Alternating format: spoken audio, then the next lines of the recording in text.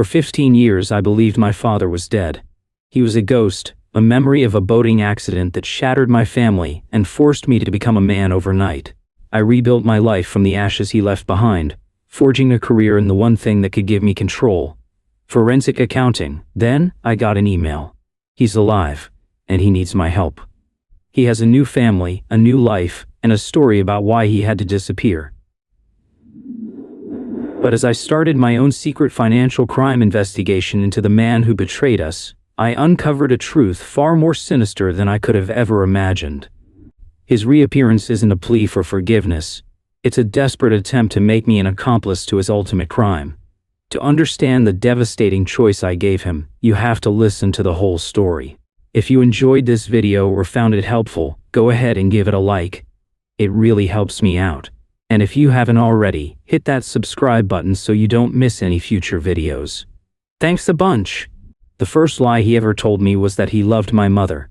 The biggest lie was that he was dead. For 15 years I believed that lie. I grieved it. I built my entire life on top of the crater it left. And I learned to live with the ghost of a man named David Miller, my father.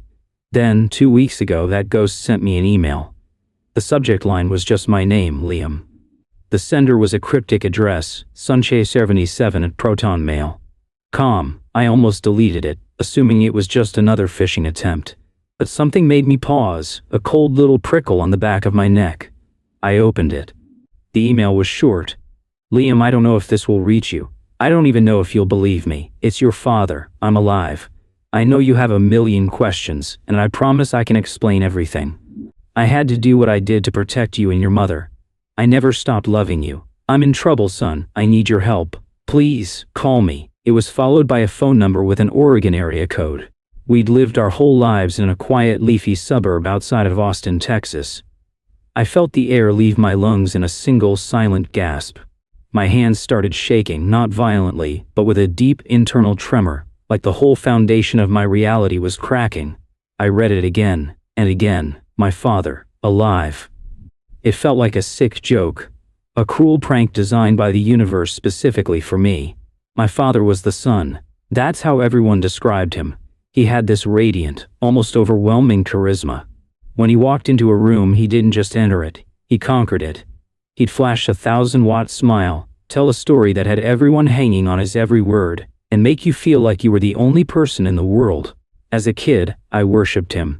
He was the one who taught me how to throw a baseball, the one who'd take me on spontaneous trips for ice cream, the one who called me his little champion. He made our small beige house in the suburbs feel like a castle. My mother, Sarah, was his moon. She was quieter, gentle, and steady. Where he was a roaring fire, she was the warm hearth. She adored him, but I'd sometimes catch a flicker of worry in her eyes when he'd come home late, smelling of expensive cigars and whiskey, talking about a sure-thing investment or a deal of a lifetime. He was a real estate developer, or at least that's what he called himself. In reality, he was a gambler, a man who chased risk like a drug, always betting our modest security on his next big score. My mom tried to ground him. She was an accountant, a meticulous, by-the-book woman who found comfort in spreadsheets and balanced ledgers. They were a perfect textbook case of opposites attract, or so I thought. The truth is, they were a slow-motion car crash. The crash finally happened when I was 16. It was a Saturday in late August, sticky and hot. My dad said he was taking the boat out on Lake Travis with some investors. He kissed my mom, ruffled my hair, and said, "Wish me luck, champ. This is the one that sets us up for life." He never came back. The story the police pieced together was simple and tragic. A sudden squall had hit the lake. His boat was found capsized, his wallet and phone still on board. They found a piece of the wreckage miles away, but they never found him. After a week of searching, they called it off. David Miller was presumed drowned, lost to the murky depths of the lake. My mother completely fell apart. The life insurance policy he'd always bragged about, it had lapsed. The sure-thing investments, they were all busts. He hadn't just died. He left us with a mountain of debt hidden behind his dazzling smile. The castle he'd built was a house of cards, and it collapsed on top of us. That's when I learned to hate him. I watched my mother, a proud woman, have to sell our house, move us into a cramped 2-bedroom apartment, and take on a second job waitressing at night. Her light just went out. She was a ghost too, haunting the ruins of the life she thought she had. I had to grow up instantly. I got a job bagging groceries, gave her every penny I made, and put my own dreams of going to a 4-year university on hold. The anger I felt was a fire in my gut. It burned away the kid I was and forged the man I became, careful, disciplined, and allergic to risk. I hated chaos. I hated uncertainty. I hated everything my father had been, so I chose my mother's path. I went to community college at night, studying accounting. I discovered I had a knack for it. Finding the single misplaced number in a sea of data, bringing a chaotic ledger back into perfect balance.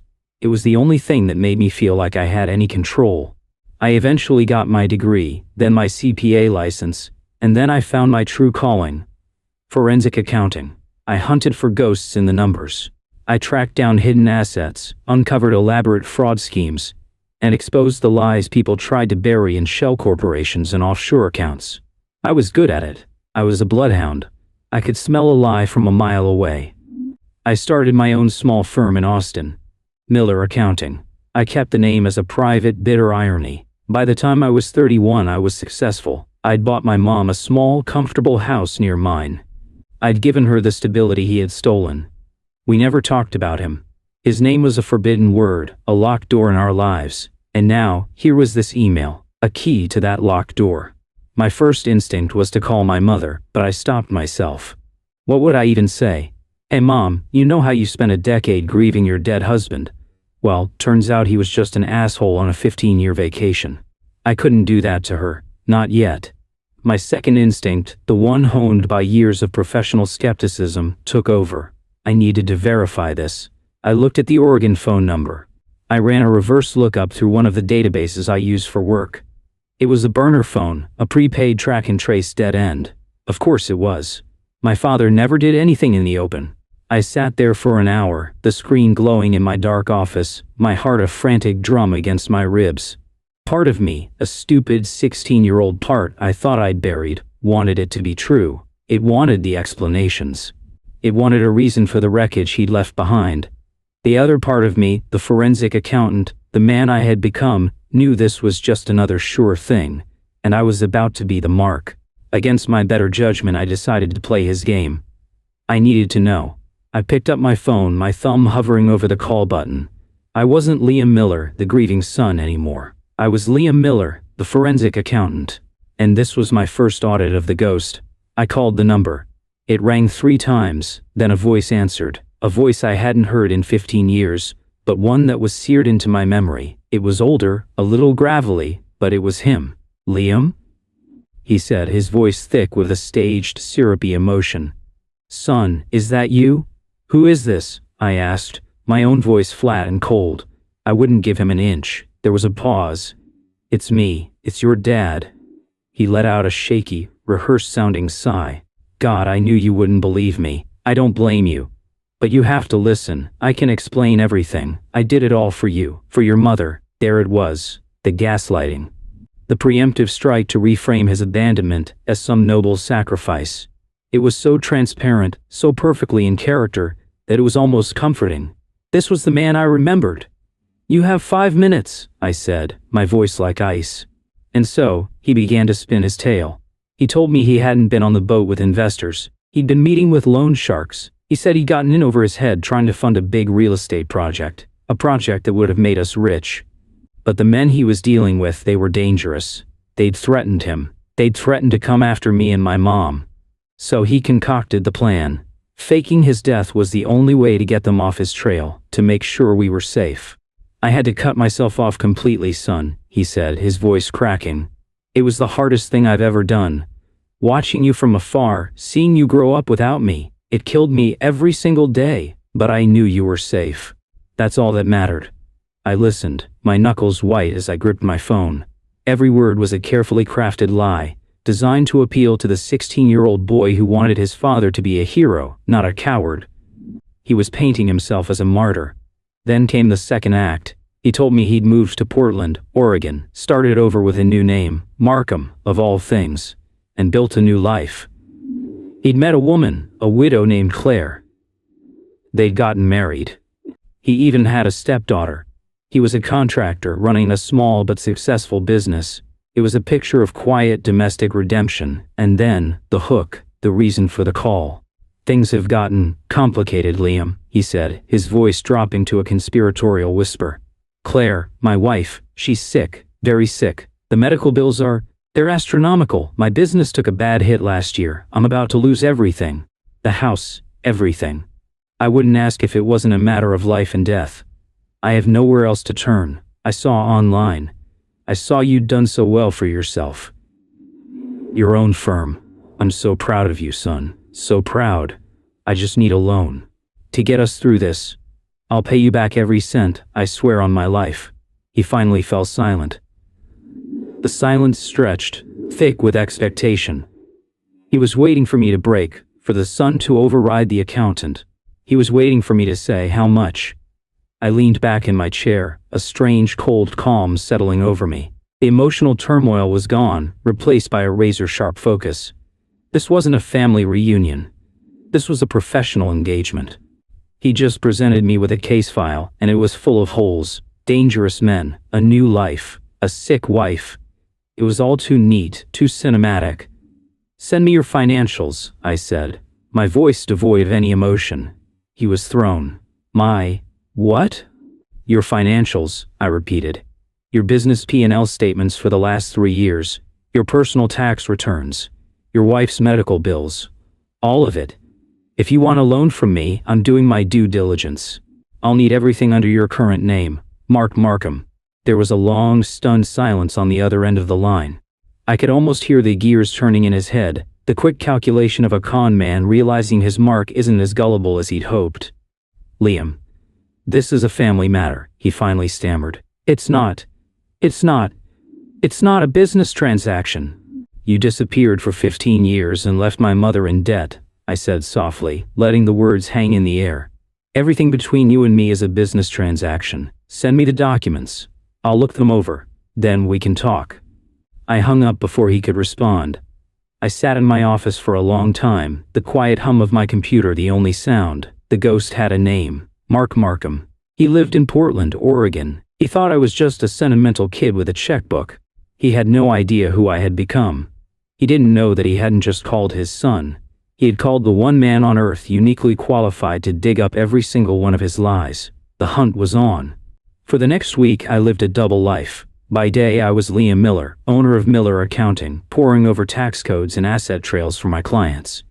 But by night, I descended into the rabbit hole of Mark Markham. My father didn't send me his financials. I knew he wouldn't. A man who fakes his own death doesn't keep clean books.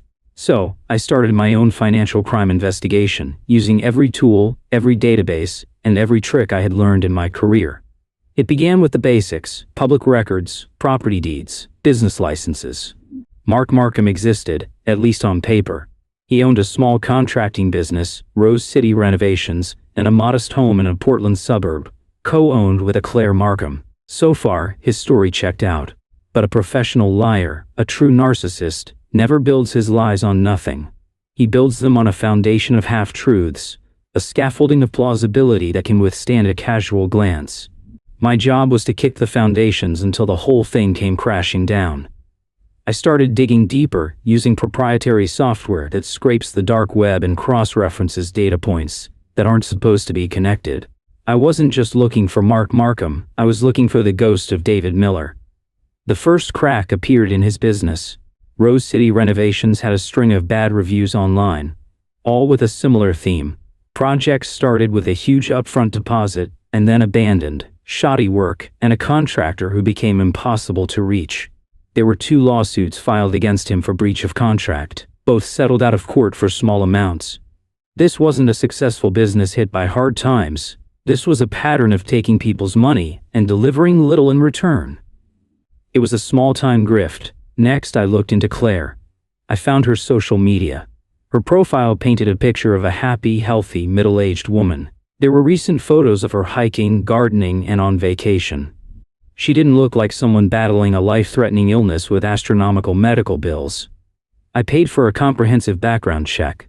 Claire Markham had no significant medical liens, no outstanding hospital debts, no red flags. Lie number 2 dismantled.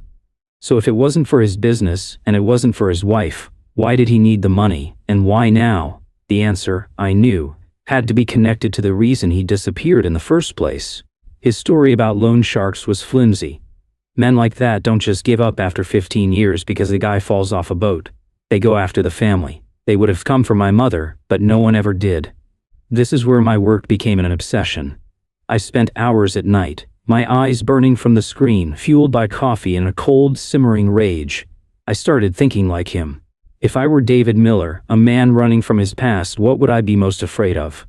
Not just debt, shame, maybe. But my father was immune to shame. It had to be something bigger. It had to be criminal. I went back to the beginning, to his life in Austin.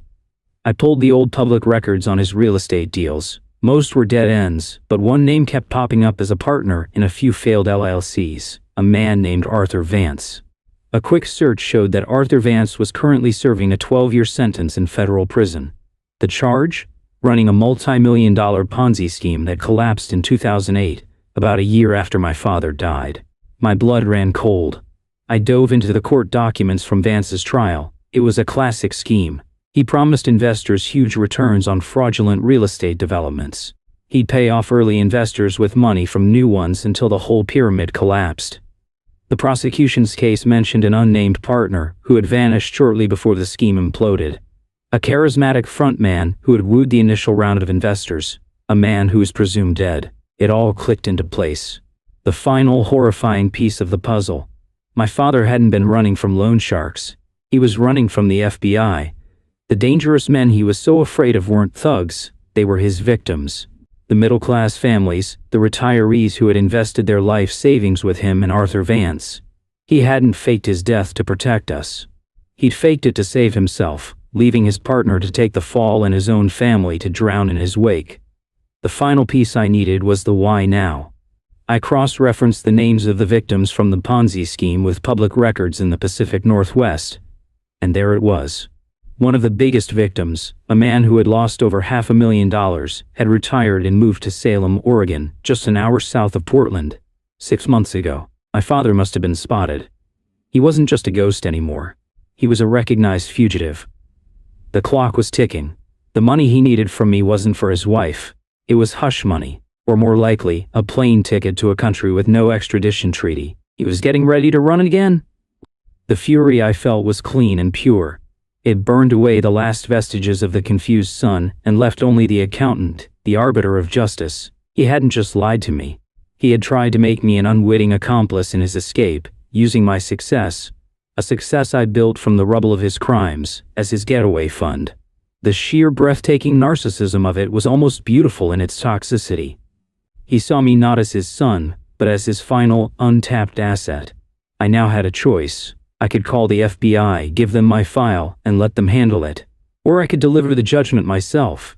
For my mother, for the 16-year-old kid who had to become a man overnight. For every person he had ever conned, I knew what I had to do. He wanted to see his son. He was going to get him. I called him back. I've looked things over, I said, my voice calm. I can't do a wire transfer. This is a significant amount of money. I need to see you in person. I'll fly to Portland. He was ecstatic. The relief in his voice was palpable. Yes, son, of course. That's wonderful. I knew you'd understand. I knew you had a good heart. I'll be there Saturday, I said. Send me the address. I spent the next 2 days meticulously compiling my findings into a single devastating file. Bank statements, legal complaints, screenshots, timelines, a detailed breakdown of the Ponzi scheme with his name highlighted, and the current address of his biggest victim. It was a portrait of his life, painted in lies. When I landed in Portland, the gray, drizzly weather felt appropriate. I took a cab to the address he'd given me, a generic coffee shop downtown. He was already there, sitting at a corner table. Seeing him in person was a jolt. The 15 years had carved new lines into his face. His hair was more gray than brown, but the smile was the same. That predatory, 1,000-watt beam. He stood up to hug me. I put my hand out to shake his instead, my touch brief and cold. Liam, he said, his smile faltering for a second. You look good. You've become a man. I had to, I said, sitting down and placing my briefcase on the table. He launched into his performance, his voice dripping with false sincerity. He asked about my mother, pretending to be heartbroken when I told him how she had struggled. He talked about his sick wife, laying the pathos on thick. He was a master actor playing to an audience of one. I let him talk, nodding occasionally, my face a mask of professional neutrality. Finally, he leaned in, his voice dropping. "So, son, I hate to be so blunt, but were you able to?" "I was," I said. I opened my briefcase, but instead of a checkbook, I pulled out the file and slid it across the table. He looked at it, confused. "What's this?" "My due diligence," I replied. "Open it." He opened the folder. His eyes scanned the first page, a summary of my findings. I watched as the color drained from his face. The confident, charismatic mask began to crack, melting away to reveal the terrified, cornered little man beneath. He flipped through the pages frantically, his hands starting to shake. He saw the lawsuits, the proof about his wife's health, the court documents from Arthur Vance's trial, the name of the victim who lived an hour away. He looked up at me, his eyes wide with a mixture of terror and disbelief.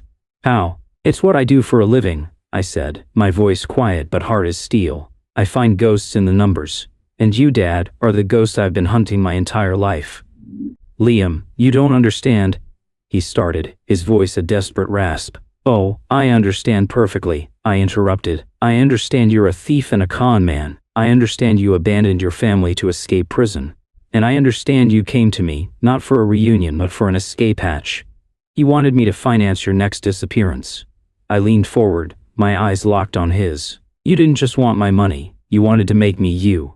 A man who helps a criminal escape justice." He was speechless, completely broken. The narcissist had finally been confronted with a mirror he couldn't charm, couldn't lie to, and couldn't break. "So here's the deal," I said, laying out my terms. "I'm not giving you a dime, but I am giving you a choice. Inside that file is the phone number for the FBI field office in Portland, and a direct line to the agent who prosecuted Arthur Vance. Option 1. You walk out of here, you call that number, and you turn yourself in.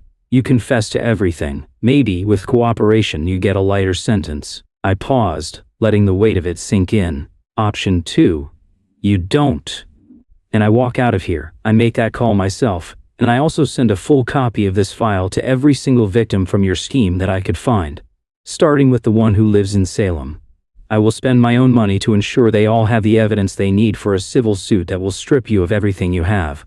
And I will make it my life's mission to ensure you rot in a cell for the maximum possible time. I stood up, leaving the file on the table. You faked your death to run from the consequences. Now, you get to choose how you come back to life, as a man confessing or as a criminal being hunted. It's the only thing of value I will ever give you. He just stared at the file, his face a wreck of defeated horror. He didn't say a word. I turned and walked out of the coffee shop into the cold Portland rain. I didn't look back. I felt no joy, no triumph, just a profound, quiet, and final sense of peace. The ledger was balanced. The ghost was gone. The case was closed. When I got back to Austin, I sat down with my mom and told her everything. She cried, not with sadness, but with a relief so deep it was like she was shedding 15 years of weight. A few weeks later, I got a call from an FBI agent. David Miller had turned himself in. The case was being reopened. I hung up the phone, looked out my office window at the bright Texas sun, and for the first time in a very long time, I felt completely free.